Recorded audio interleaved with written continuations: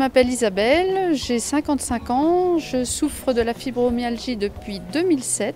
Les premiers symptômes, c'était très violent, j'avais mal partout, comme des coups de couteau dans mon corps, à des tas de points différents et voilà, c'était horrible.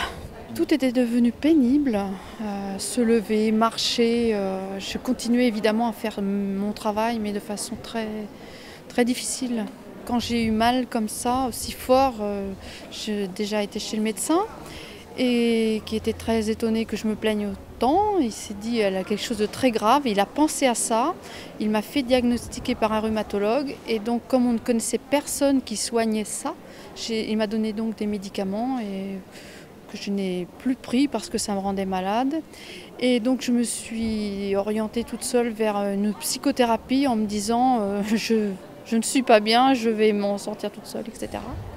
Et c'est grâce à la psychothérapeute qui connaissait le docteur Corassani par une de ses patientes que je me suis arrivée vers le docteur Corassani qui me fait donc sa PCP là et voilà, depuis ce temps-là, je vais vraiment mieux. Ça fait 1 an et demi. Je parle de la fibromyalgie au passé parce que je considère que maintenant je vais vers le bon côté et je n'ose plus penser un jour que j'aurai aussi mal que j'ai eu mal. Je pense que dans les années à venir, il y aura plus de gens formés à cette méthode PCP et donc on pourra traiter plus de monde.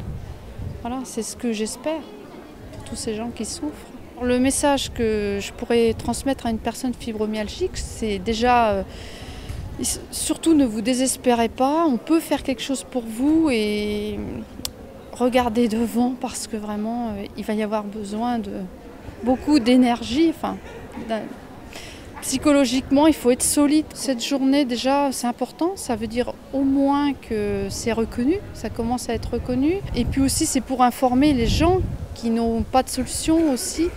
Se dire, on n'est pas tout seul, on n'est pas malade psychologiquement. Et c'est très important. Ce que j'attends de cette journée de la fibromyalgie, c'est qu'elle soit reconnue au niveau des autorités publiques, de la médecine, qu'enfin tout le monde soit informé de ce qu'on peut faire pour ces gens qui souffrent et puis aussi les prendre en compte au niveau de leur travail.